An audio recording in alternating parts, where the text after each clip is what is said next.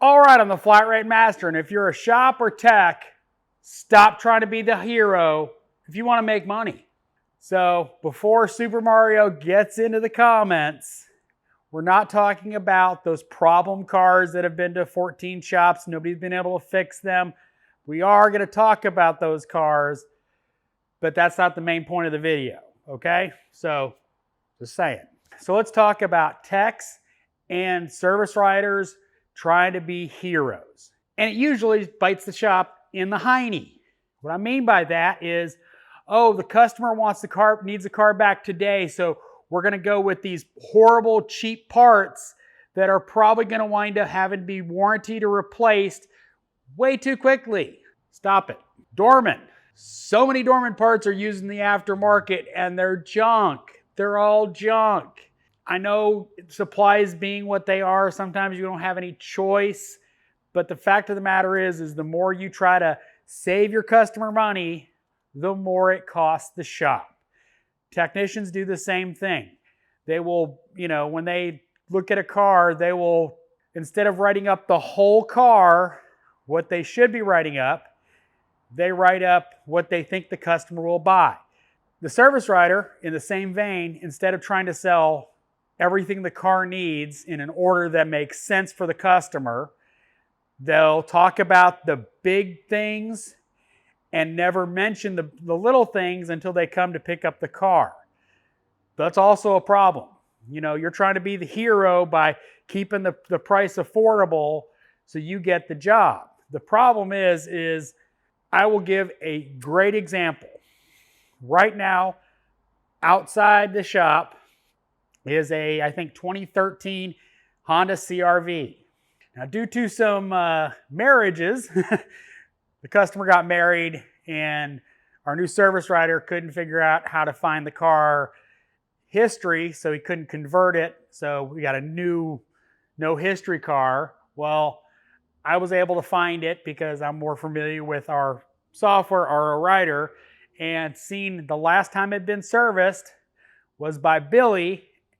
And at that point, it came in with no oil, no leaks, with a rattle. Well, this time it came in with a check engine light related to a transmission and no oil. And it has not exceeded our mileage for its oil change. That means it ate at least 4 quarts of oil.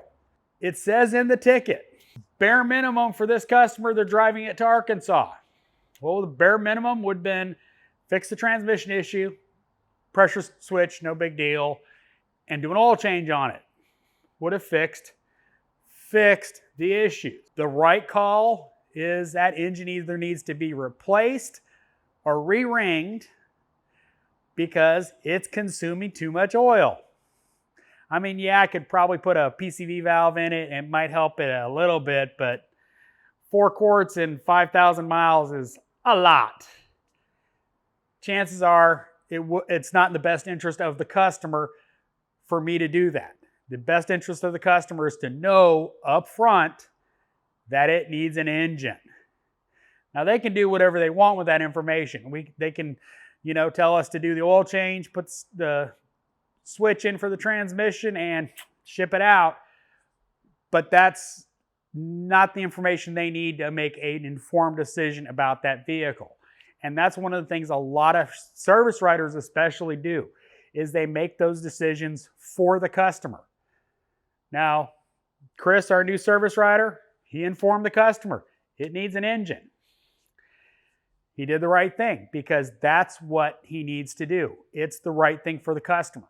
Selling a customer an emissions part from Dorman is always a bad idea. Crankcase ventilation valves from either Dorman, that rebuild kit, or Eero, no. They always come back. For that same reason, we only do OEM BMW valve covers because we've been bit too many times. Talk about, let's say a purge valve. A couple years ago now, I had a Volkswagen that came from another shop. They tried several times. I think it'd been back 3 times and they still couldn't fix it. I brought it in. Oh, the dormant purge valve is stuck open. Can't imagine why. Stuck an OEM on there. Good to go.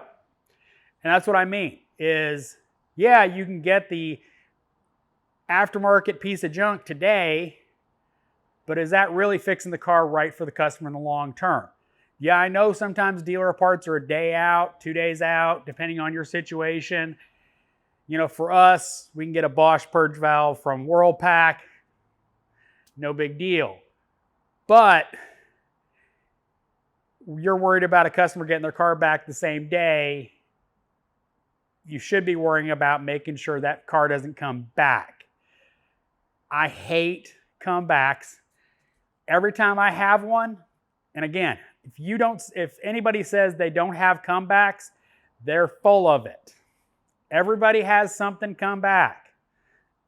The trick to it is limiting it. And one of the ways I do that is going, nope, not doing that. OEM or OEM. And that's what a shop really needs to do. Now let's talk about being the hero with the car that's been all over town. You know, there's a mentality in technicians that you want to be the hero. You want to be the guy that saves the day. That's well and good.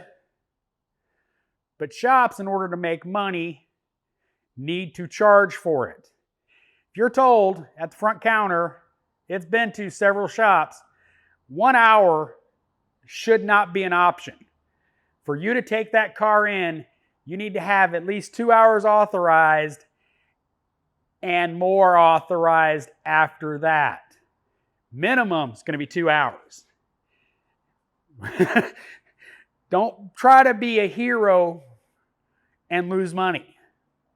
That's one of the worst things you can do is, yeah, you're a hero. You look good for that customer. You know how many people they're going to tell you? I saw it at my own shop. I became the go-to guy in my area for check engine lights. I tell them about their ball joints or their brakes or whatever. They'd go down to the road, somebody cheaper. That was the market I was in, unfortunately. And, you know, and that is an issue in, you know, society, is they're always looking for a cheaper price. But getting back to those, you know, OEM parts, half the time the OEM part is cheaper than Dorman. And yet they always price Dorman. You know, I mean, that's a fact of life, is that if you want to make money in this business, comebacks don't make you money. Yeah, you might get that sale, but then they come back, they're mad, you have to fix it for free, and if you're a good shop and you pay flat rate, you're paying that technician to fix it again. If you're not, you're a scumbag.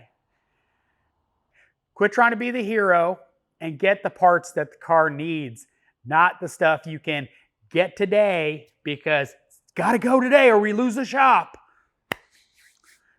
So I hope this video was helpful. As always, thanks for watching. I am the Flat Rate Master.